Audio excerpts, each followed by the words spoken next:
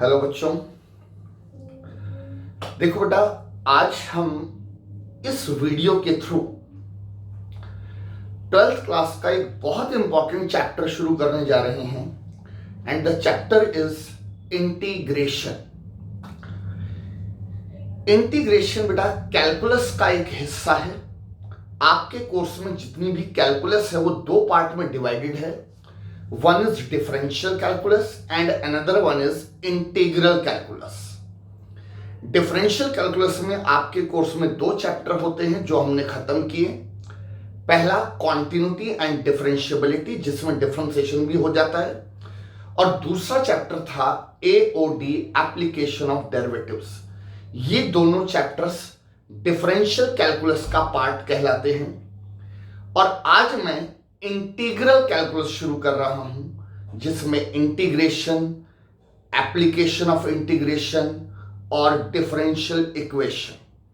आपके 12th class के हिसाब से 3 चैप्टर्स इसमें इंक्लूड होते हैं, integration, application of integration and last chapter है डिफरेंशियल इक्वेशन। राइट? तो फिलहाल बेटा right from the beginning we start integration. Chapter की हेडिंग डाल लीजिए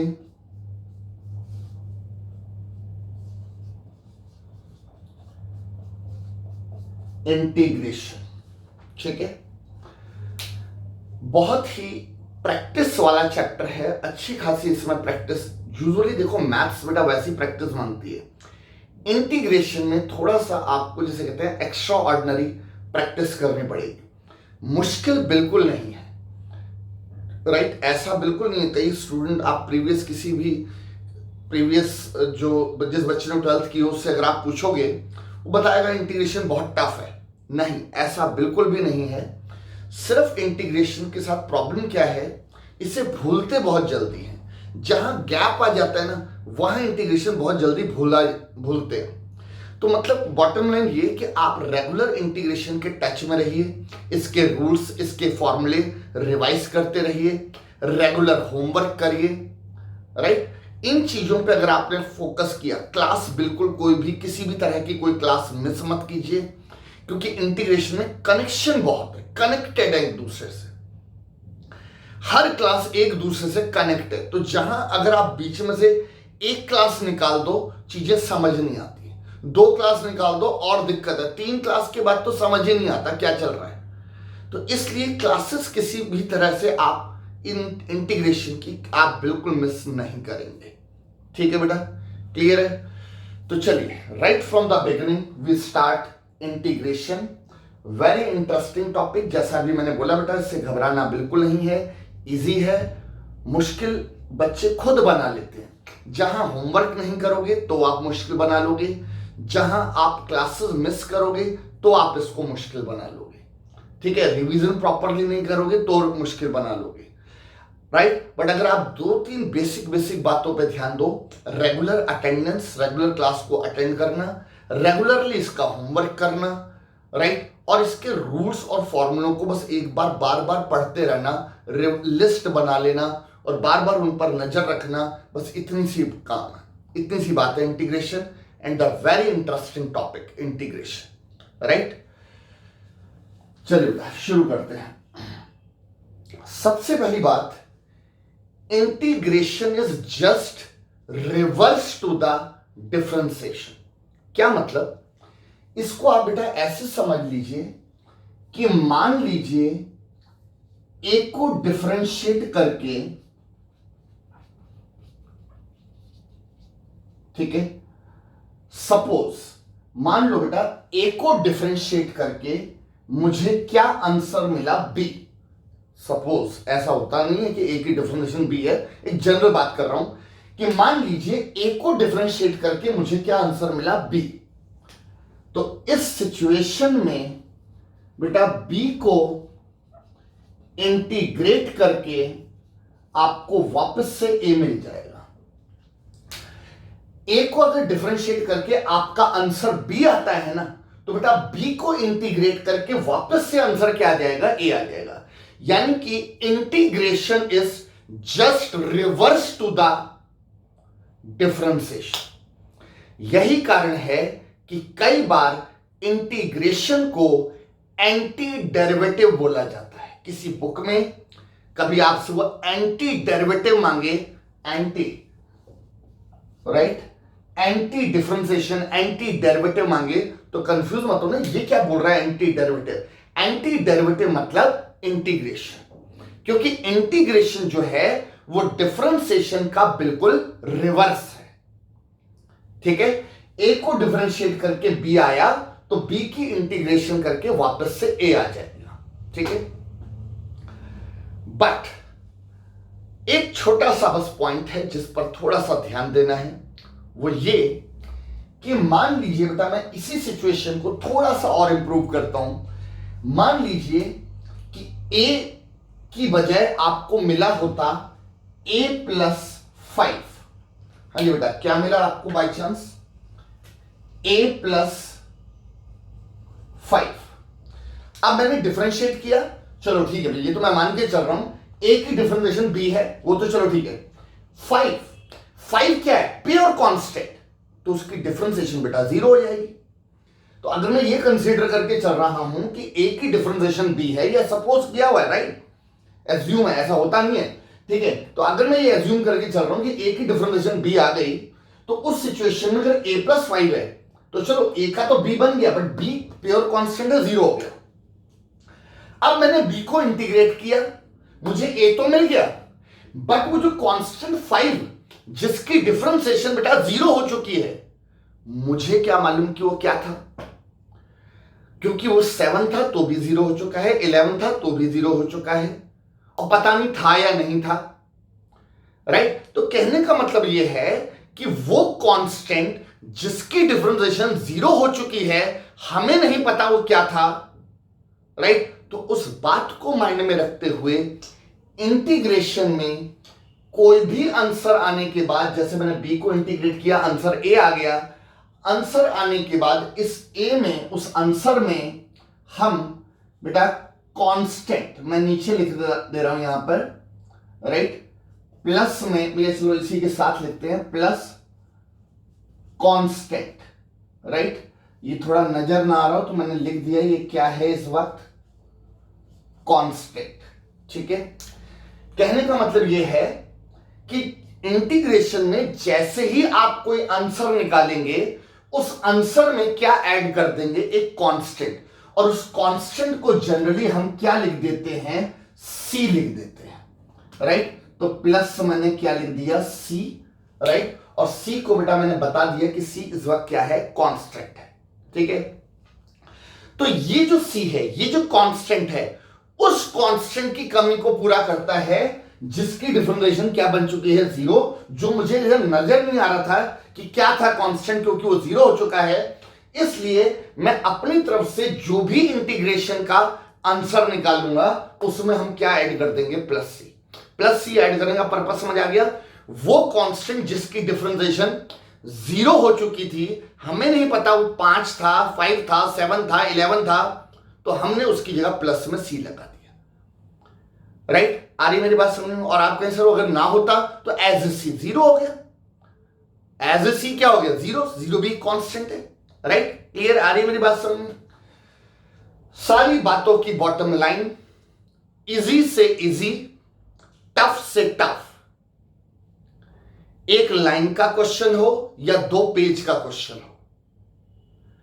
इंटीग्रेशन में आंसर आने के बाद प्लस सी ऐड करना है, इसकी आदत डाल लो। सिंपल सी बात बोलूंगा बेटा, अगर आप सी नहीं लगाएंगे तो सीधा सीधा वो 1 नंबर या आधा नंबर, डिपेंड करता है क्वेश्चन कितने मार्क्स का है, आपका काट लेगा, राइट। तो इसलिए प्लस सी लगाना मत भूलना। मैंने अभी आपसे क्या बोला? एक लाइन का भी इंटीग्रेशन का क्वेश्चन है, आंसर आती प्लस सी। 2 पेज का भी क्वेश्चन है, आंसर आते ही प्लस सी। इजी है, टफ है, जो भी है, प्लस सी आएगा ही आएगा। क्लियर है ये वाली मेरी बात? चलिए बेटा, अब आगे बढ़ते हैं। अब मेरा आपसे बेटा ये कहना है कि अगर मैं आपसे ये बोलता हूं कि integration is just reverse to the differentiation, तो दोनों के बीच में एक कंपैरिजन जानना जरूरी है। जब मैं बेटा बात कंपैरिजन की करता हूं तो स्टूडेंट के माइंड में पहली बात क्या आती है कि कंपैरिजन का मतलब जानते स्टूडेंट क्या सोचते हैं कि डिफरेंस की बात कर रहा हूं। नहीं बेटा, कंपैरिजन का मतलब कुछ सिमिलरिटी और कुछ डिफरेंस, राइट। तो कंपैरिजन में ये नहीं कि बस एक डिफरेंस ही है, राइट। तो आज की क्लास में मेरा जो मेन फोकस है वो क्या है, डिफरेंशिएशन जो हमने किया, इंटीग्रेशन जो आज हम करने जा रहे हैं, शुरू कर रहे हैं आज हम, इनके बीच में कंपैरिजन दिखाना कि वहां क्या था यहां क्या है, कुछ सिमिलरिटी और कुछ डिफरेंसेस। उसी सिमिलरिटी और डिफरेंसेस को माइंड में बिल्कुल क्लियर कर लेना है क्योंकि कंफ्यूजन ना हो, राइट। हमें लगता है अच्छा वहां तो ये होता था, अब यहां क्या होगा, सेम होगा डिफरेंट होगा। तो उसी कंपैरिजन पर आज मैं इस क्लास को लगा रहा हूं। बहुत ही बेसिक क्लास है बट बड़े काम की क्लास है, राइट। अगर ये बेसिक्स आपके क्लियर ना हो तो आप हमेशा परेशान रहेंगे, ठीक है। तो चलिए एक एक करके मैं बेसिक्स बताना शुरू करता हूं, एक कंपैरिजन, ठीक है।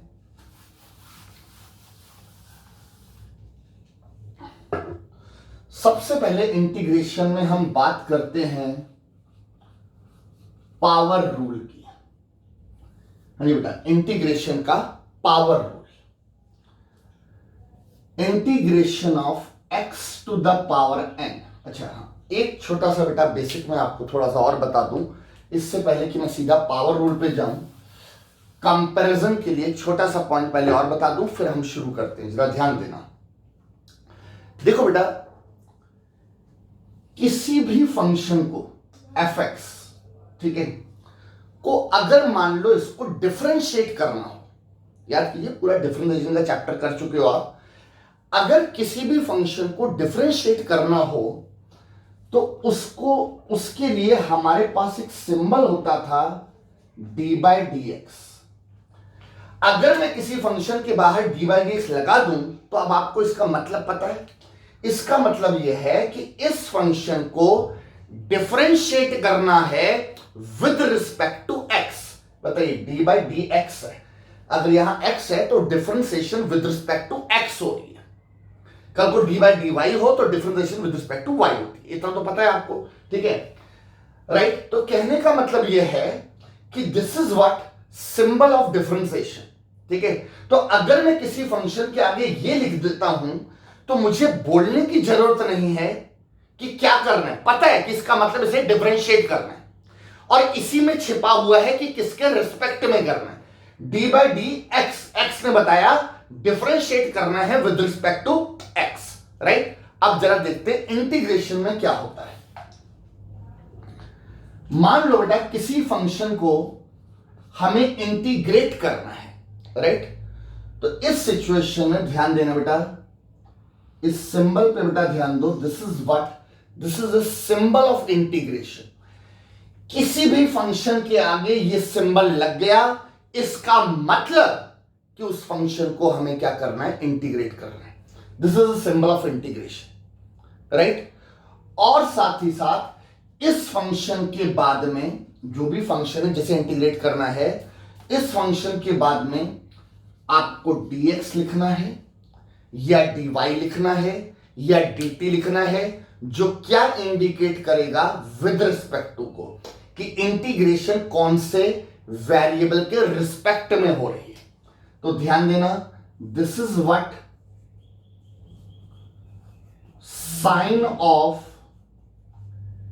इंटीग्रेशन। हाँ जी बेटा, ये क्या है, साइन ऑफ इंटीग्रेशन। और ये क्या इंडिकेट करेगा, विद रिस्पेक्ट टू, ठीक है। तो जब भी किसी फंक्शन को इंटीग्रेट करना है सबसे पहले उसके आगे ये सिंबल लगा दो, मतलब उसको इंटीग्रेट करना है। This is sine of integration, right. और एंड में क्या आ जाएगा, dx या dy या dz, जो क्या बताएगा कि इंटीग्रेशन कौन से वेरिएबल के रिस्पेक्ट में हो रही है, ठीक है। यहां तक की बात क्लियर है। चलिए, इससे पहले कि मैं आगे बढ़ूं, जरा इस विद रिस्पेक्ट टू के पॉइंट को थोड़ा क्लियर कर दूं आपके माइंड में, बहुत ध्यान से सुनना।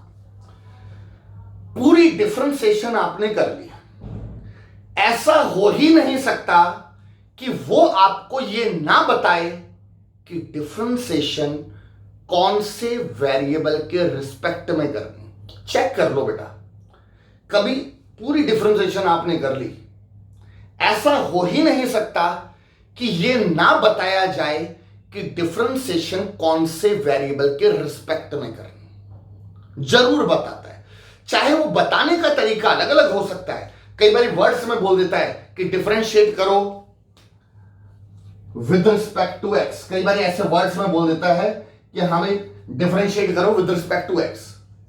कई बार ये सिंबल लगा देता है। अब इस सिंबल का मतलब ही क्या है, डिफरेंशिएट करो विद रिस्पेक्ट टू एक्स, ठीक है। कई बार वो ऐसे भी दे देता है कि कोई फंक्शन y दे दिया और क्या मांग लिया, find dy by dx, dy by dx निकालो। अब dy बाय dx का क्या मतलब है, differentiation of y with respect to x। इतना पता है आप सबको, भाई पूरी डिफरेंशिएशन आपने पढ़ी हुई है। dy बाय dx का मतलब differentiation of y with respect to x। तो बताओ विद रिस्पेक्ट टू बता रहे हैं ना, यहां पे भी बता दिया, यहां पे सिंबल के थ्रू बता दिया, यहां पे वर्ड से बता दिया, यानी कि बताता जरूर है कि डिफरेंशिएशन कौन से वेरिएबल के रिस्पेक्ट में हो रही है। ऐसा हो ही नहीं सकता कि ना बताए। बट इंटीग्रेशन नेवर, कभी नहीं बताएगा कि इंटीग्रेशन कौन से वेरिएबल के रिस्पेक्ट में हो रही है। क्यों, इसका क्या रीजन है, मैं आपको बताता हूं। देखो बेटा, हैं छोटे छोटे बेसिक्स बट ध्यान देने वाले हैं। अगर मैं डिफरेंशिएशन में आपसे पूछूं कि find D by D x of x की पावर 5, डिफरेंशिएशन की बात करो बेटा, कंपैरिजन जरा ध्यान से समझते हुए चलना। अगर इसको डिफरेंशिएट करना है तो आप आंसर देंगे 5x की पावर 4, पावर रूल लगा देंगे, ठीक है।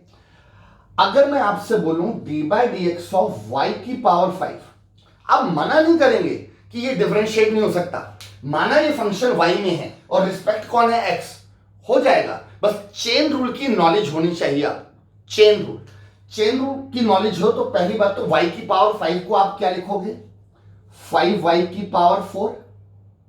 पहली बात तो पावर रूल लगाओगे, और पावर रूल लगाने के बाद इसका बेस भी डिफरेंशिएट होगा। बेस में कौन है, y की डिफरेंशिएशन x के रिस्पेक्ट में क्या हो जाएगी, dy बाई dx, राइट। तो मना तो नहीं किया ना कि नहीं जी ये तो हो ही नहीं सकता, फंक्शन y में है रिस्पेक्ट x में, ऐसा हो ही नहीं सकता। नहीं, हो जाता है डिफरेंशिएशन, राइट। डिफरेंशिएशन में क्योंकि हमारे पास चेन रूल होता है, तो उस चेन रूल की हेल्प से हम एक वेरिएबल को दूसरे वेरिएबल के रिस्पेक्ट में डिफरेंशिएट कर सकते हैं।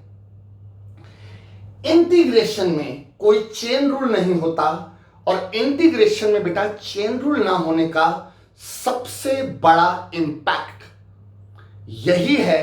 हाँ जी, इंटीग्रेशन में चेन रूल नहीं होता, डिफरेंशिएशन में बहुत मेजर रूल था चेन रूल, राइट। तो इंटीग्रेशन में चेन रूल ना होने का सबसे बड़ा इंपैक्ट क्या है कि आप किसी एक वेरिएबल को, ध्यान से सुनना, आप किसी एक वेरिएबल को किसी दूसरे वेरिएबल के रिस्पेक्ट में किसी हालात में इंटीग्रेट नहीं कर सकते। जैसे यहां पे डिफरेंशिएट कर दिया आपने, y को x के रिस्पेक्ट में कर दिया। इंटीग्रेशन में ध्यान से सुनना, किसी एक वेरिएबल को किसी दूसरे वेरिएबल के रिस्पेक्ट में किसी हालात में इंटीग्रेट नहीं किया जा सकता, नहीं किया जा सकता। यही कारण है कि बेटा इंटीग्रेशन में यह बताने की जरूरत ही नहीं है कि इंटीग्रेशन कौन से वेरिएबल के रिस्पेक्ट में करना है। अगर मुझे बेटा फंक्शन x में दिख रहा है, fx का मतलब function in terms of x, अगर मुझे फंक्शन x में मिला है तो ऑब्वियस सी बात है कि उसका जो रिस्पेक्ट होगा वो dx होगा, क्योंकि एक वेरिएबल दूसरे वेरिएबल के रिस्पेक्ट में डिफरेंशिएट हो ही नहीं, हो इंटीग्रेट हो ही नहीं सकता। तो अगर मुझे फंक्शन x में मिला है तो रिस्पेक्ट क्या मिलेगा आपको, मतलब बाय डिफॉल्ट है कि आपको रिस्पेक्ट क्या लगाना पड़ेगा, x। उसे बोलने की जरूरत ही नहीं है कि किसके रिस्पेक्ट में करो, राइट। कल को आपको अगर कोई function in terms of y मिलता है और इंटीग्रेट करना है, तो अगर function in terms of y है तो आप बाय डिफॉल्ट एंड में क्या लगा देंगे, dy लगा देंगे। कल को आपको function in terms of t मिलता है तो बाय डिफॉल्ट एंड में t लगा देंगे। उसे बोलने की जरूरत नहीं है कि किसके रिस्पेक्ट में करो, जिस वेरिएबल की टर्म में वो फंक्शन है उसी के रिस्पेक्ट में इंटीग्रेशन होगी।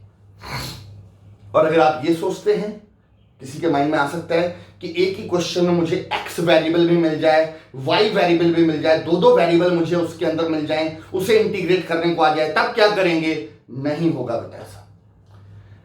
एट ए टाइम एक ही वेरिएबल मिलेगा आपको। जब आप किसी फंक्शन को इंटीग्रेट कर रहे होगे तो वेरिएबल एक ही होगा, या x होगा या y होगा। दो वेरिएबल इकट्ठे इंटीग्रेट एक ही फंक्शन में इंटीग्रेट नहीं हो सकते, ठीक है। तो यही कारण है कि वो विद रिस्पेक्ट टू कभी बताएगा ही, ठीक है, right.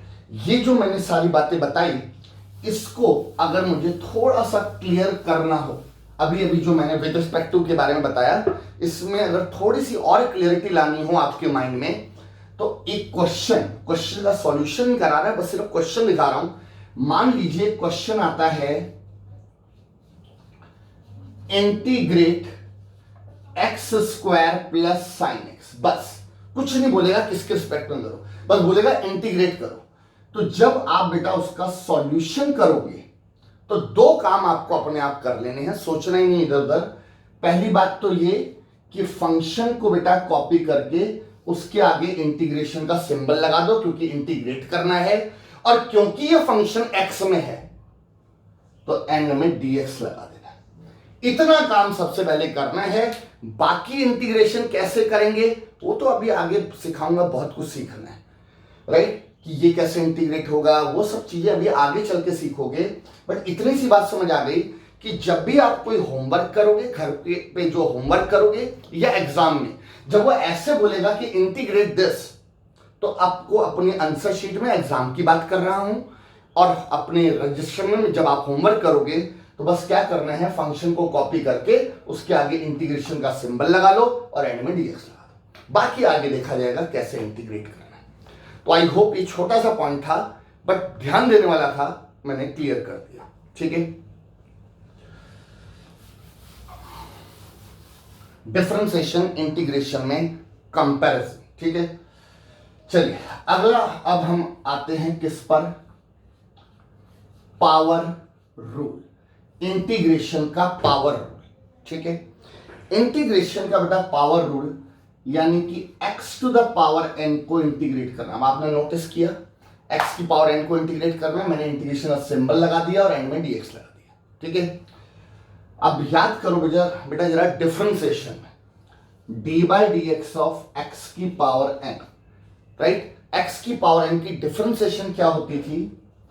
n into x to the power n minus one. Power आगे आती थी और ऊपर से पावर एक लेस होती थी, याद आया? ये डिफरेंशिएशन का पावर रूल था। नाउ इंटीग्रेशन का पावर रूल क्या होता है? x to the power n plus one upon n plus one plus C तो बेटा आएगा ही आएगा। अगर आप इंटीग्रेट कर रहे हो तो प्लस सी तो लगेगा ही लगेगा। तो इंटीग्रेशन में जितने भी रूल हैं, फॉर्मूले हैं, उनमें प्लस सी तो आएगा ही आएगा, ठीक है। तो समझे बेटा क्या था?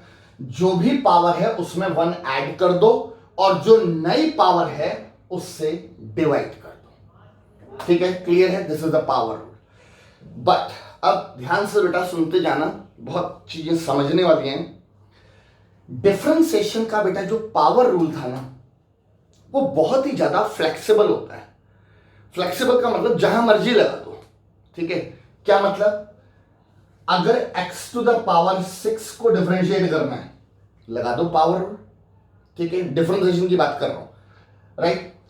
या फिर d by D x of sine to the power 6, इसको करना है डिफरेंशिएट, ठीक है। लगा दो पावर रूल। शुरुआत तो बताओ पावर रूल से होगी ना, माना कि उसके बाद चेन रूल भी लगेगा, इसकी बात कर रहा हूं। बट शुरुआत पावर रूल तो लगेगा ना। पावर रूल क्या बोलता है? पावर आगे आ जाएगी, पावर एक लेस हो जाएगी। बेटा ये तो सब डिफरेंशिएशन में सिखाया हुआ है। पावर आगे आ गई, पावर लेस हो गई, उसके बाद बेस भी डिफरेंशिएट होगा। बेस कौन है इसका? साइन। साइन की डिफरेंशिएशन क्या हो जाएगी? कॉस, ठीक है। तो ये आया, पावर रूल लगा दिया, ये आया, पावर रूल लगा दिया। कल को कुछ और भी आ जाए, मैं कहता हूं d by D x of log x to the power 6 ऐसे आ जाए, होल पावर में 6 है। इसमें भी पहले पावर रूल लगेगा फिर बेस हो जाएगा। बेस मतलब चेन रूल के अकॉर्डिंगली बेस भी डिफरेंशिएट होगा। तो कहने का मतलब यह है कि डिफरेंशिएशन का पावर रूल बहुत ज्यादा फ्लेक्सिबल था, जहां मर्जी लगा दो, जहां पावर आ रही, बस थोड़ी एक दो बातें ध्यान देनी होती थी उसमें कि पावर कांस्टेंट होनी चाहिए, बस इस बात का ध्यान देना चाहिए था, बाकी तो आप लगा सकते हो, आपको पता है। इंटीग्रेशन का बेटा पावर रूल इतना फ्लेक्सिबल नहीं है, ये क्लियर है। इंटीग्रेशन का पावर रूल इतना ज्यादा फ्लेक्सिबल नहीं है, इससे जुड़ी बेटा कुछ रिस्ट्रिक्शंस हैं, ठीक है। इस पावर रूल से जुड़ी क्या है, कुछ रिस्ट्रिक्शंस, राइट। तो बेटा एक नोट लिखो इसके नीचे। नोट में आप लिख सकते हैं कि मैं किस चीज का नोट दे रहा हूं, restrictions of power. Power rule की क्या दे रहा हूं मैं, रिस्ट्रिक्शंस, कि आप कब लगा सकते हैं कब नहीं लगा सकते, राइट। तो बहुत ध्यान से इन रिस्ट्रिक्शंस को समझना। तो इसलिए बेटा जब भी इंटीग्रेशन में पावर रूल लगाना हो, जल्दबाजी मत करना, पहले इन तीन बातों को जो मैं बोल रहा हूं इसको थोड़ा माइंड में रखना, ठीक है। नंबर 1, पहला point, valid only for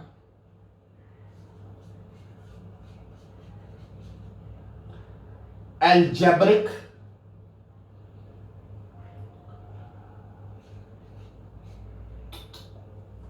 valid only for algebraic functions,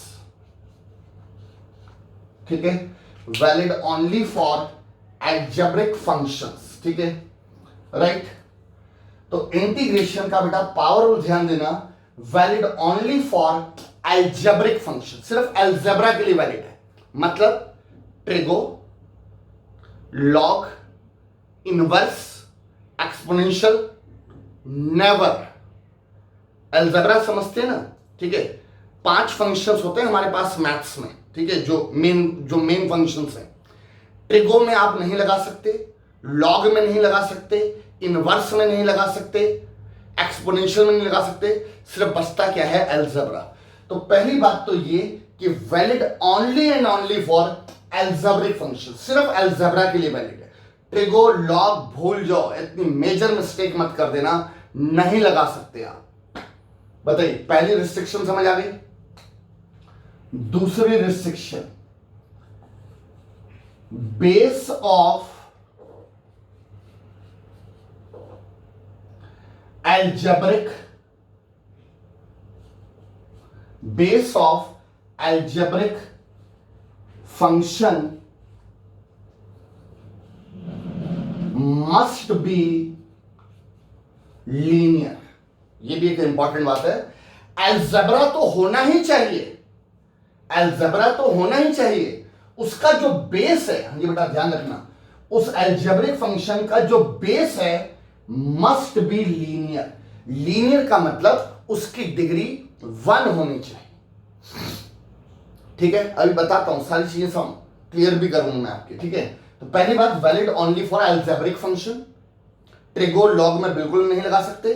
और दूसरी बात कि वो जो अलजेब्रिक फंक्शन है उसका बेस जो है वो क्या होना चाहिए, लीनियर होना चाहिए, ठीक है। चलिए पहले मैं इसको थोड़ा सा क्लियर कर दूं, बेस लीनियर होने का क्या मतलब है, ठीक है। बेस लीनियर होने का क्या मतलब है, इसको थोड़ा सा क्लियर कर देते हैं। जरा देखो बेटा ध्यान से, x to the power 7 power rule लगा सकते हैं। अभी करूंगा, क्वेश्चन भी करूंगा, बट अभी तो मैं इन दोनों को थोड़ा क्लियर कर रहा हूं। ये अलजेब्रा है, ठीक है, पावर रूल लगा सकते हैं। क्यों, x की पावर 7 में जो बेस है वो क्या है, लीनियर है, लगा सकते हैं। कल को बेटा मुझे क्या मिला, x प्लस 3 की पावर 7, बिल्कुल लगा सकते हैं, बेस अभी भी लीनियर है, डिग्री 1। कल को बेटा क्या मिला, 3x प्लस 5 की पावर 7, बिल्कुल लगा सकते हैं, पावर रूल। वो बात अलग है कि जब मैं पावर रूल लगाऊंगा तो एक रूल और लगेगा, वो आगे चल के बताऊंगा, बट हम रूल लगा सकते हैं, ठीक है। तो तीनों को ध्यान से देखिए, तीनों में जो बेस है वो क्या है, लीनियर है, ठीक है। बट अगर मैंने लिखा x² + 3 की पावर 7, इसमें मैं पावर रूल लगा दूं, बिल्कुल नहीं। मुझे क्लियर है? मैं ये बेटा क्रॉस लगा रहा हूं, मैं क्वेश्चन को इनवैलिड नहीं बोल रहा, मैं बोल रहा हूं कि बिल्कुल नहीं लगा सकते। क्यों नहीं लगा सकते? ये किसके लिए मैं मना कर रहा हूं? पावर रूल नहीं लगा सकते, क्योंकि पावर रूल लगाने के लिए बहुत जरूरी है कि उसका बेस जो है वो लीनियर होना चाहिए। ध्यान से देखिए, इसका बेस क्या है, लीनियर नहीं है, राइट। इतने पोर्शन को देखा, ये है बेटा बेस, और ये बेस इस वक्त लीनियर नहीं है, ठीक है। स्क्वायर आ रहा है, लीनियर का मतलब डिग्री 1, स्क्वायर में तो डिग्री क्या होती है, डिग्री 2 वाला क्वाड्रेटिक होता है, ठीक है। तो बॉटम लाइन ये कि बेस लीनियर होना चाहिए, लीनियर मतलब जिसकी डिग्री 1 हो, ठीक है। तो अब आप मुझे बताओ, सेकंड रिस्ट्रिक्शन समझ आ गई? सेकंड रिस्ट्रिक्शन बोलता है base of algebraic function must be linear. तो लीनियर समझ गए, इसका लीनियर है, ये लीनियर है, ये लीनियर है, बट ये लीनियर नहीं है। तो ऐसी सिचुएशन में आप किसी हालात में पावर रूल नहीं लगा सकते। तो कहने का मतलब बेटा ये हुआ कि अलजेब्रिक तो होना ही चाहिए, बट ये नहीं कि कोई भी अलजेब्रा, उस अलजेब्रिक फंक्शन के साथ भी जरूरी क्या है कि उसका बेस लीनियर होना चाहिए, ठीक है। और रही बात बेटा इसकी तीसरी रिस्ट्रिक्शन कि जो पावर है, यानी मैंने अभी x⁴n ये था ना, ठीक है, राइट। मैंने बेटा जो फॉर्मूला दिया है, क्या दिया है, x⁴n+1 upon n+1 + c, right. तो मेरा ये कहना है कि ये जो पावर रूल की जो पावर है ना n, ठीक है, ये n बेटा कुछ भी हो, कोई भी कांस्टेंट हो, ठीक है, right. n is any constant, नहीं बेटा, n is any constant but n not equal to -1। n कोई भी कांस्टेंट चलेगा, 2, 3, 4, 1000, 2000, राइट, -2, -3, -1000 सब चलेगा। बस क्या नहीं चलेगा बेटा, पावर -1 नहीं चलेगी। हाँ जी, क्लियर है? जो पावर n है वो कोई भी कांस्टेंट हो सब चलेगा। फ्रैक्शन 3/2, 4/7 सब कुछ चल जाएगा, positive, negative, fraction, whatever, but क्या नहीं चलेगा, -1 नहीं चलेगा, राइट। और -1 नहीं चलने का रीजन सीधा सीधा क्या है कि अगर यहां पर बेटा -1 होगा, सोचिए पावर में, तो मैं जब ये पावर रूल लगाऊंगा, चलो ठीक है, n+1, अगर सोचो यहां पे -1 है तो -1 + 1 0 हो जाएगा, पावर 0। और मेन बात है नीचे भी 0 आ जाएगा, और डिनोमिनेटर में 0 आना नॉट डिफाइन हो जाता है। हाँ जी बेटा, अगर n सोचो पावर -1 है तो डिनोमिनेटर देखो, न्यूमरेटर जो होगा सो होगा, डिनोमिनेटर मुझे बताओ 0 हो जाएगा, और anything bye 0 is not defined. तो इसलिए आप जब पावर नेगेटिव -1 है, -2, -3 चलेगा बेटा। नेगेटिव पावर मना नहीं कर रहा, ध्यान से सुनना। कहीं आप कहेंगे सर ने बोला है नेगेटिव पावर नहीं चलेगी, नहीं, पावर बस -1 नहीं चलेगी, -2 चलेगी, -3 चलेगी, माइनस का 1000 चलेगा, -1 नहीं चलेगा। और अगर पावर में -1 होगा तो उसका क्या इलाज है, अभी थोड़ी देर पहले बाद आप सीखेंगे, थोड़ी देर बाद आप ये सीखेंगे कि अगर पावर -1 हो गई तो उसका इलाज क्या है, आएगा अभी, ठीक है, राइट। तो बेटा पावर रूल समझ आ गया। तो पावर रूल तो सीखना ही सीखना है, उससे जुड़ी ये 3 रिस्ट्रिक्शंस को माइंड में रखना है, ठीक है।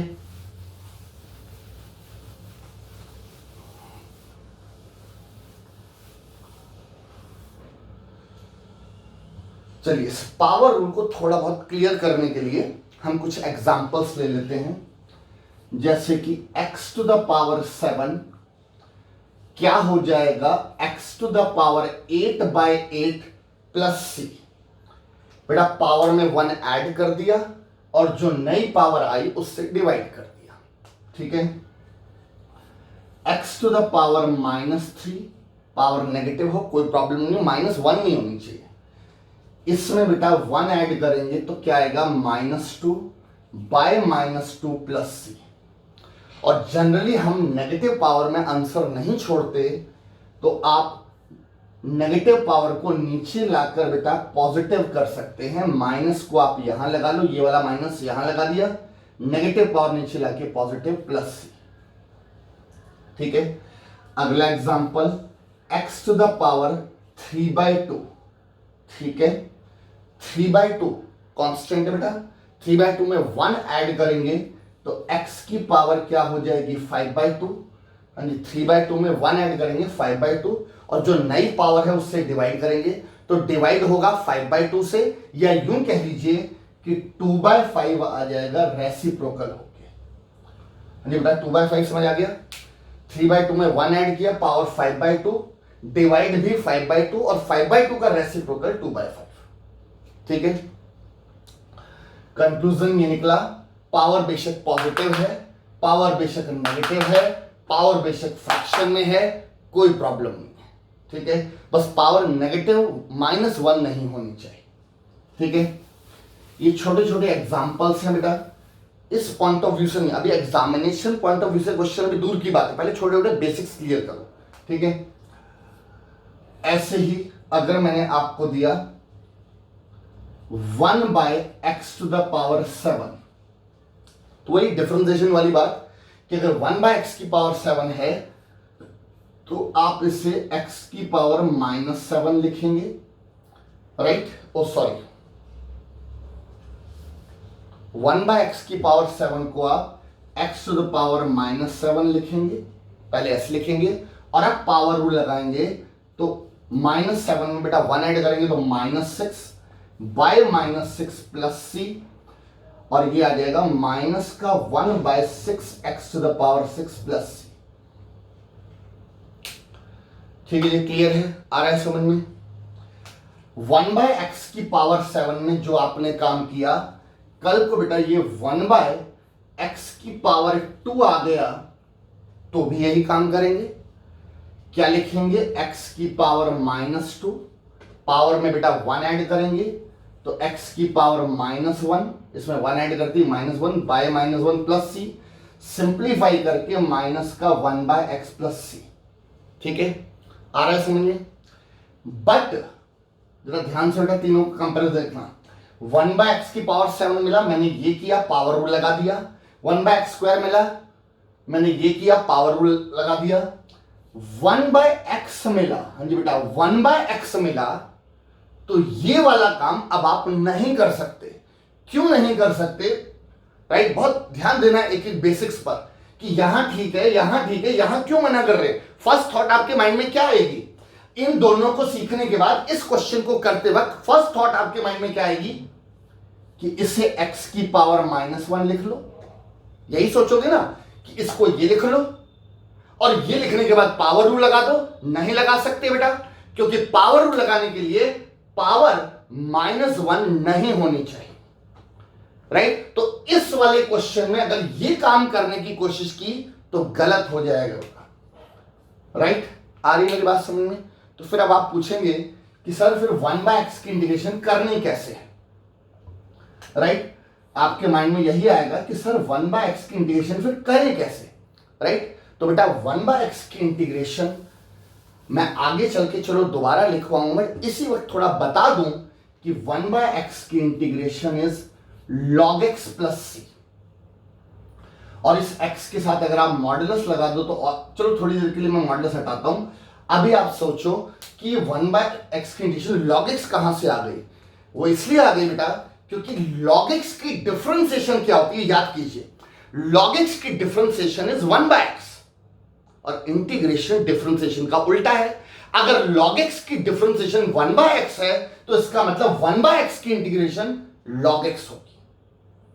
समझ आ गई, log x कहां से आ गया, रेसिप्रोकल हो रहा है। log x की डिफरेंशिएशन याद कीजिए क्या होती थी, 1/x, तो इसका मतलब 1/x की इंटीग्रेशन क्या होगी, log x। Integration is just reverse to the differentiation, ठीक है। और प्लस c तो मैंने बताया था आएगा ही आएगा, कुछ भी एक लाइन का क्वेश्चन है, 2 पेज का क्वेश्चन है, क्या बोला था, प्लस सी तो लगा ही देना, राइट। और अभी आप सुन रहे होंगे कुछ मैं मॉडुलस की बात कर रहा था, तो ये भी इंटीग्रेशन का एक छोटा सा बेसिक है कि लॉग के साथ अगर इंटीग्रेशन का कोई भी आप आंसर दे रहे हैं, कोई भी आप इंटीग्रेशन का आंसर दे रहे हैं और आंसर में लॉग आ रहा है, तो इट्स बेटर कि आप उसको मॉडुलस में क्लोज कर दें।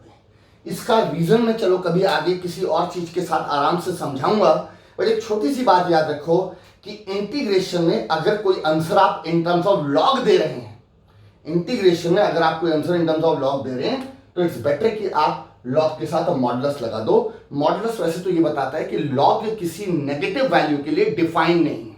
आपको याद होगा, ये मैंने कॉन्टिन्यूटी वगैरह में भी सिखाया था, राइट, कि लॉग किसी नेगेटिव वैल्यू के लिए डिफाइन नहीं होता, एग्जिस्ट नहीं करता। तो लॉग हमेशा एक पॉजिटिव वैल्यू के लिए एग्जिस्ट करता है, तो इसलिए हम मॉडुलस लगा लेते हैं कि जो भी है वो पॉजिटिव है। ठीक है, ये क्लियर है। एनीवे, तो पावर रूल सीख लिया, उससे जुड़ी रिस्ट्रिक्शन सीख ली, उसको कैसे अप्लाई करना है वो सीख लिया, और एक छोटी सी बात 1/x के बारे में भी सीख लिया। ठीक है, छोटे छोटे बेसिक्स हैं बेटा, इन बेसिक्स को आपको रिवाइज करना है। इसके बाद बेटा मैं अगले रूल पर आता हूं, रूल नंबर 2। पावर रूल को आप रूल नंबर 1 की नंबरिंग कर दो, नंबरिंग कर लो बेटा। पावर रूल जहां से आपने शुरू किया, हाँ जी बेटा, पावर रूल आपने जहां से शुरू किया उस पर जाइए और पावर रूल के आगे लिख लो रूल नंबर 1।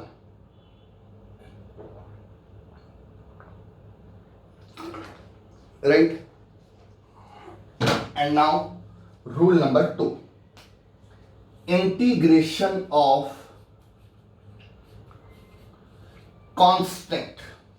अब याद कीजिए, डिफरेंशिएशन ऑफ कांस्टेंट, हाँ जी बेटा, D by D x of constant, किसी भी कांस्टेंट की डिफरेंशिएशन 0। याद आया, डिफरेंशिएशन। अब बात करते हैं इंटीग्रेशन में क्या है। किसी भी कांस्टेंट की इंटीग्रेशन कांस्टेंट इनटू में variable, constant into variable.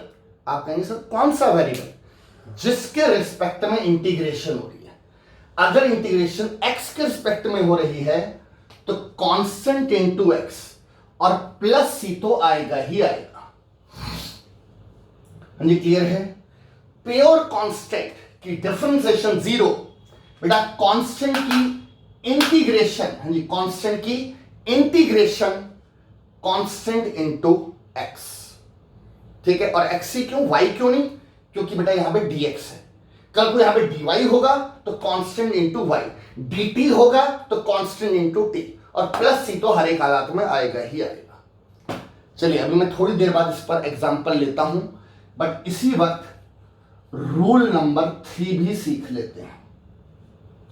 Rule number 3 क्या है, integration of constant into variable.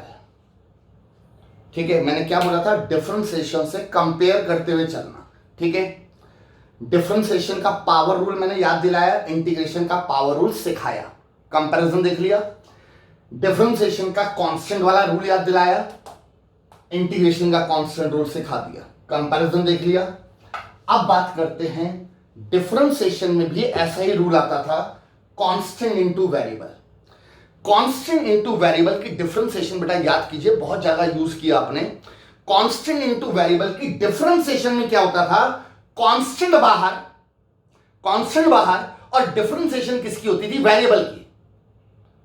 बात आती है इंटीग्रेशन में क्या होगा, कांस्टेंट टू वेरिएबल में सेम, जो डिफरेंशिएशन में वही इंटीग्रेशन में। मैंने आपसे क्या बोला था, कुछ सिमिलैरिटी कुछ डिफरेंस। रूल नंबर 1 डिफरेंट है, डिफरेंशिएशन का अलग है, इंटीग्रेशन का अलग है। रूल नंबर 2 कांस्टेंट वाला अलग है बेटा, डिफरेंशिएशन का अलग रूल है, कांस्टेंट का इंटीग्रेशन का अलग है। बट रूल नंबर 3 जो डिफरेंशिएशन में है वही इंटीग्रेशन में है। और क्या है ये रूल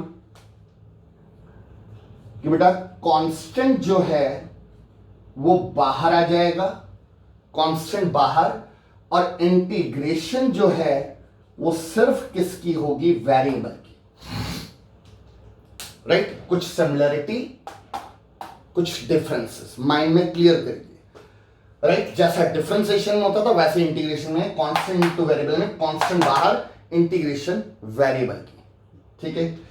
चलिए मैं दो एग्जांपल आपके सामने लेता हूं।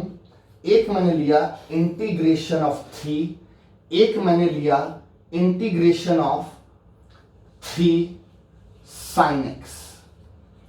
अब आप देख लो बेटा, दोनों में फर्क देख रहे हैं। 3 क्या है? 3 क्या है? प्योर कांस्टेंट, और ये क्या है? Constant into variable, right.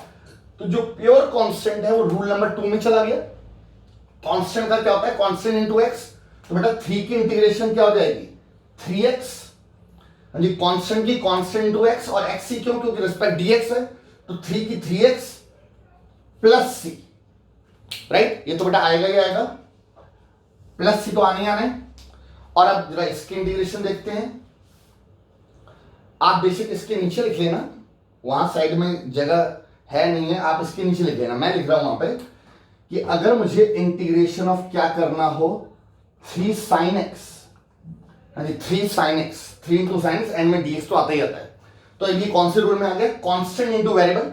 तो 3 बाहर जाएगा, हाँ जी बेटा 3 बाहर जाएगा, और sin x की इंटीग्रेशन होगी, हाँ जी क्लियर है। और sin x की जो इंटीग्रेशन है, अभी ये मैं फॉर्मूले वगैरह आपको दूंगा, बट अभी के लिए बस मैं आपको थोड़ा सा बता दूं कि 3 बाहर जाएगा, sin x की इंटीग्रेशन क्या होती है? Minus cos x. कैसे? अभी थोड़ी देर रुकिए, अभी मैं सब समझा रहा हूं, आ रहा हूं बेटा उस पर। बट 3 इंटू साइन एक्स में क्या होगा? 3 कांस्टेंट बाहर, बेटा 3 बाहर, साइन की इंटीग्रेशन क्या होती है? Minus cos. कैसे? अभी बताता हूं। फिलहाल आंसर क्या आ गया? माइनस का 3 cos x प्लस सी, ठीक है। तो बॉटम लाइन मुझे आपको यह समझानी है कि प्योर कांस्टेंट हो, बेटा प्योर कांस्टेंट हो तो कांस्टेंट इनटू में x हो जाता है, बट अगर कांस्टेंट इनटू वेरिएबल है तो कांस्टेंट बाहर चला जाता है। इंटीग्रेशन किसकी होती है? वेरिएबल की, ठीक है। इंटीग्रेशन में बेटा रूल्स बहुत हैं। डिफरेंशिएशन में याद कीजिए सिर्फ 7 रूल होते हैं डिफरेंशिएशन में, और वो 7 रूल एट ए टाइम, एक ही बारी में आपको बता दिए जाते हैं 7 रूल, अब बस उनको यूज करते रहो, ठीक है। इंटीग्रेशन ऐसा टॉपिक नहीं कि एक ही दिन में सारे रूल बता दें। इंटीग्रेशन बेटा स्टेप बाय स्टेप चलता है, ठीक है। एक किसी दिन, जैसे अभी मैंने 3 रूल बताए हैं, ठीक है, अब बीच में कुछ और चीजें सिखानी पड़ेगी, फिर हम रूल नंबर 4 पर आएंगे, रूल नंबर 5 पर आएंगे, ठीक है। ये क्लियर है? तो स्टेप बाय स्टेप चलेंगे, एक ही दिन में इंटीग्रेशन के सारे रूल नहीं हो सकते, ठीक है।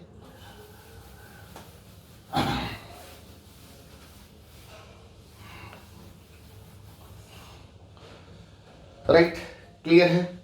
आ रहे समझ में? चलिए अब मैं बात करता हूं बेटा कुछ, आज मैं आप, और यही है जैसे जो मैंने बात बेटा रूल्स के लिए बोली, वही बात फॉर्मूलों के लिए बोल रहा हूं। डिफरेंशिएशन में याद करो बेटा 15 फॉर्मूले होते हैं, 15 फॉर्मूले डिफरेंशिएशन में। जिस दिन डिफरेंशिएशन शुरू करते हैं 15 फॉर्मूले आपको दे दिए जाते हैं, अब पूरे चैप्टर में वही 15 फॉर्मूले आते हैं। इंटीग्रेशन में ऐसा नहीं है, इंटीग्रेशन में फॉर्मूले काफी हैं, और ऐसा नहीं है कि एक ही दिन में मैं सारे फॉर्मूले दे दूं, ऐसे नहीं, स्टेप बाय स्टेप चलना पड़ेगा। तो आज मैं आपको इंटीग्रेशन के फॉर्मूलों का एक ग्रुप देने जा रहा हूं, एक ग्रुप जो है वो सिखाऊंगा, उससे सीखिए, राइट। और फिर हम जैसे जैसे आगे बढ़ेंगे कुछ और फॉर्मूले आते जाएंगे, बट आज की क्लास में आप इंटीग्रेशन के फॉर्मूलों का एक ग्रुप सीखेंगे, और इसको आप नाम दे दीजिए रेसिप्रोकल फॉर्मूलाज ऑफ इंटीग्रेशन। किसी बुक में ऐसे हेडिंग नहीं मिलेगी रेसिप्रोकल फॉर्मूला, मैंने आपके लिए बना दिया है, थोड़ा सा याद रखने के लिए, क्या फर्क पड़ता है, ठीक है। कहीं पे हमने लिखना थोड़े रेसिप्रोकल फॉर्मूला लगा रहे हैं, बस मैं आपको याद रखने के लिए मैंने इसको एक नाम दे दिया रेसिप्रोकल फॉर्मूला, ठीक है, जिससे कि कभी भी इन फ्यूचर लगाऊंगा तो मैं आपको याद दिलाऊंगा कि हाँ बेटा देखो मैंने पहली क्लास में रेसिप्रोकल फॉर्मूले सिखाए थे, राइट। तो थोड़ा आप जिसे कहते हैं रेफर कर पाओगे कि अच्छा क्या सिखाया था, बाई चांस भूल गए हो तो पहली क्लास एक बार खोल के देख लोगे। आ रही मेरी बात समझ में? तो अभी रेसिप्रोकल फॉर्मूला का क्या मतलब है, मैं आज आपको बेटा वो फॉर्मूले देने जा रहा हूं जो किसी चीज की डिफरेंशिएशन बनते हैं, उनके बेस पर मैं इंटीग्रेशन के फॉर्मूले तैयार कर रहा हूं।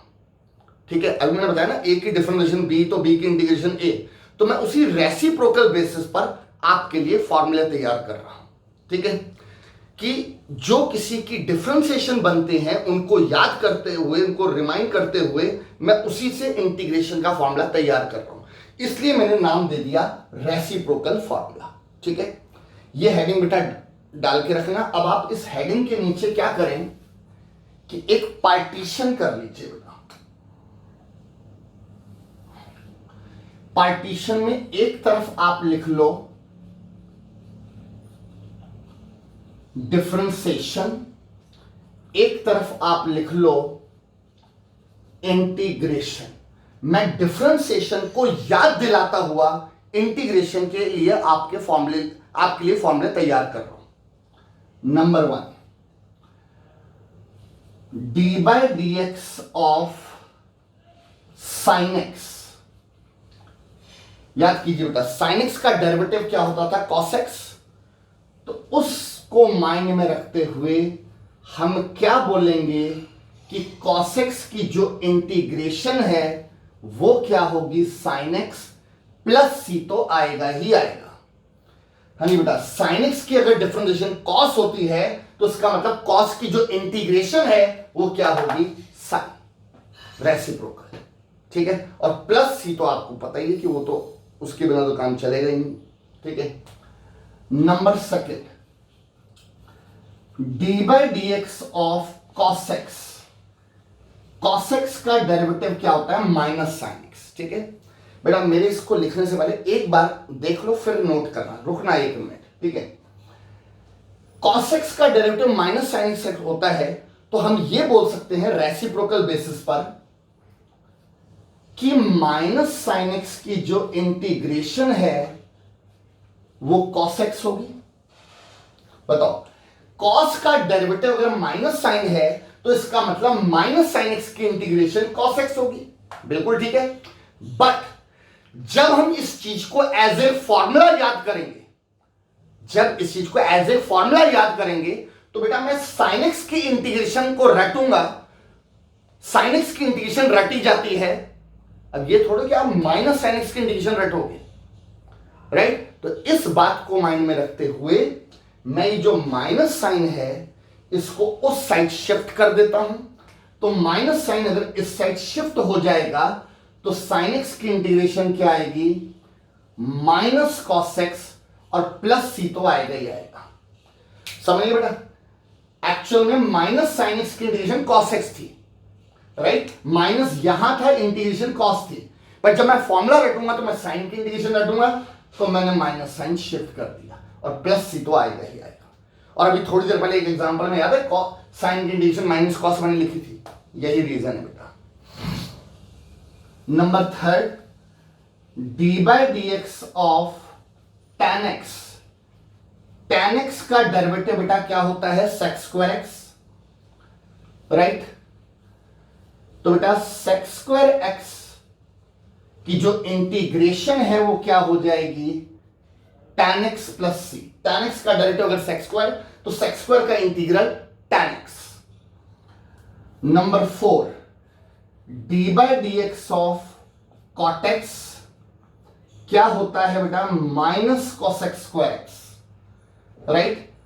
तो बेटा फिर वही बात, माइनस साइन को शिफ्ट कर दें, बताया था माइनस साइन को शिफ्ट कर दें, तो उससे क्या निकल कर आता है कि कॉस एक्स स्क्वायर एक्स की इंटीग्रेशन क्या होगी, माइनस कॉट एक्स प्लस सी। कॉट का ये है तो कॉस एक्स स्क्वायर का ये हो जाएगा, माइनस साइन शिफ्ट कर दिया। Number 5, D by D x of sec x। बेटा sec x का derivative sec x into tan x, sec x की differentiation sec x tan x। तो बेटा उसी बात को माइंड में रखते हुए sec x tan x की जो इंटीग्रेशन है वो क्या हो जाएगी, sec x प्लस सी। ध्यान देना, मैंने कोई प्रोडक्ट रूल वगैरह नहीं लगा दी है, मैं सिंपल रेसिप्रोकल बेसिस पे चल रहा हूं कि अगर sec x की differentiation sec x tan x होती है तो sec x into tan x की इंटीग्रेशन sec x होती है। ऐसे बेटा इसमें कहीं आपको लगे कि सर ने अभी तो मना किया था पावर रूल इंटीग्रेशन में वैलिड नहीं है, बिल्कुल मैंने पावर रूल थोड़ी लगाया मैंने इसको इंटीग्रेट करने के लिए, मैं तो रेसिप्रोकल बेसिस पे चल रहा हूं कि tan का sec स्क्वायर होता तो sec स्क्वायर का tan होगा, कोई पावर रूल नहीं लगाया मैंने। ठीक है, number 6, D by D x of cosec x, cosec x की differentiation minus cosec x into cot x, तो बेटा वही बात है, माइनस साइन को अगर हम शिफ्ट कर दें तो cosec x into cot x की इंटीग्रेशन माइनस का cosec x प्लस सी, यानी cosec x into cot x की integration minus cosec x plus C. ठीक है, माइनस साइन को शिफ्ट कर दिया। बस बेटा 2 फॉर्मूले और देने हैं तो इसके उसी हिसाब से पार्टीशन करिएगा।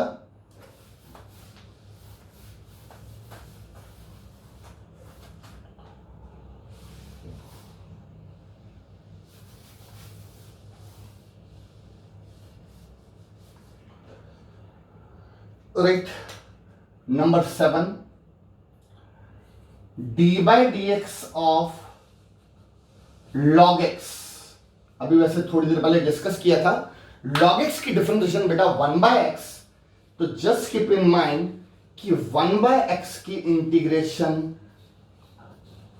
log x, वैसे तो log x होती है, बस वो मॉडुलस लगा देते हैं, फॉर्मेलिटी है, ज्यादा उसके के चक्करों में मत पड़ो। log x की 1 बाय x, तो 1 बाय x की integration log x, reciprocal. Number 8, D by D x of e to the power x, same e to the power x, e की पावर x की इंटीग्रेशन और differentiation same e की power x, तो बेटा उसी बात को माइंड में रखते हुए e to the power x की integration same e to the power x plus c तो आना ही आना है। यानी कि देखा जाए तो बेटा कंक्लूजन ये निकला कि एक्सपोनेंशियल इकलौता ऐसा फंक्शन है, एक्सपोनेंशियल इकलौता ऐसा फंक्शन है जिसकी डिफरेंशिएशन और जिसकी इंटीग्रेशन सेम होती है। ठीक है, राइट, क्लियर है बेटा। नंबर 9, मैंने 2 बोला था बेटा, 3 लास्ट है ये, D by D x of A to the power X, A to the power X की differentiation A to the power X into log A to the power X की क्या बोलते हैं डिफरेंशिएशन क्या होती है बेटा, ए की पावर एक्स इंटू लॉग ए, राइट। इसको भी बेटा पहले देख लो फिर कॉपी करना। नंबर 9, होना तो ये था कि ए की पावर लॉग ए, अगर इसकी डिफरेंशिएशन ये है तो इसकी इंटीग्रेशन में क्या लिखता, ए की पावर एक्स, अगर इसकी डिफरेंशिएशन ये है तो इसकी इंटीग्रेशन बेटा ये लिखूंगा। बट फिर वही बात है कि जब मैं एज ए फॉर्मूला रट रहा हूं तो मैं किसका फॉर्मूला रटूंगा, मैं जैसे a की पावर x की डिफरेंशिएशन रटी है तो इंटीग्रेशन भी मैं a की पावर x की रटूंगा, ना कि मैं इसकी रटूंगा। मुझे तो सिर्फ a की पावर x की इंटीग्रेशन का फॉर्मूला चाहिए, तो फिर क्या करें, log a बेटा कांस्टेंट है, log a क्या है, कांस्टेंट, बाहर आ गया, अभी रूल दिया था, rule number 3, constant into variable में कांस्टेंट बाहर, log a बेटा बाहर आ गया, कांस्टेंट बाहर, और फिर क्रॉस मल्टीप्लाई में नीचे चला गया। log a पहले बाहर आया, क्रॉस मल्टीप्लाई में नीचे चला गया। ठीक है, तो कंक्लूजन क्या निकला कि जो आपको एज ए फॉर्मूला लर्न करना है वो क्या लर्न करना है कि a की पावर x की इंटीग्रेशन a की power x upon log a plus c, upon log a, समझ गए, वो जो log a था पहले बाहर गया और क्रॉस मल्टीप्लाई में a की पावर x के नीचे आ गया। ठीक है, राइट, तो ये आपको इंटीग्रेशन का फॉर्मूला याद रखना है। तो थोड़ा डिफरेंस माइंड में रखना, a की पावर x की डिफरेंशिएशन a की power x into log a, जबकि इंटीग्रेशन a की power x upon log a। ठीक है, ये 9 रेसिप्रोकल फॉर्मूले याद रखने हैं, राइट। आपके माइंड में एक बात जरूर आएगी कि डिफरेंशिएशन में तो 15 फॉर्मूले थे, सर ने 15 के रेसिप्रोकल क्यों नहीं लिखवाए, 9 के क्यों लिखवाए, क्योंकि बेटा सोचो जो 6 बचे हुए हैं, कौन बचे हुए हैं 6, 15 फॉर्मूले में, inverse trigonometric function, inverse trigonometric functions के जो रेसिप्रोकल फॉर्मूले हैं वो आगे चलकर एक अलग ढंग से आपके पास आएंगे, इसलिए रेसिप्रोकल फॉर्मूलों को मैं उस लिस्ट में ऐड नहीं कर रहा, इनवर्स वालों को नहीं ऐड कर रहा। तो इसलिए आप इनिशियली ये 9 फॉर्मूले बेटा याद रखो, ठीक है। ये हमारी आज की पहली बेसिक क्लास है इंटीग्रेशन की। इसका भी मैं कोई होमवर्क बेटा आपको नहीं दे सकता कि इसका होमवर्क करिएगा। अभी बस मैं इतना कहूंगा, इन सारी चीजों को अच्छी तरह से प्रॉपर नोट बना के, रजिस्टर में नोट बना के, और 3 बार 4 बार 5 बार रिवाइज करो, देखो बार बार उसे। अभी कोई रिटर्न होमवर्क नहीं है, बस इसको रजिस्टर में अच्छी तरह से नोट करके, प्रॉपर नोट बना के अच्छी तरह से 4 से 5 बार बेटा उसको रिवाइज करना, राइट। और फिर हम जब अगली क्लास लेंगे तो उसमें फिर देखेंगे कि आगे इन चीजों का कैसे यूज होगा, ठीक है।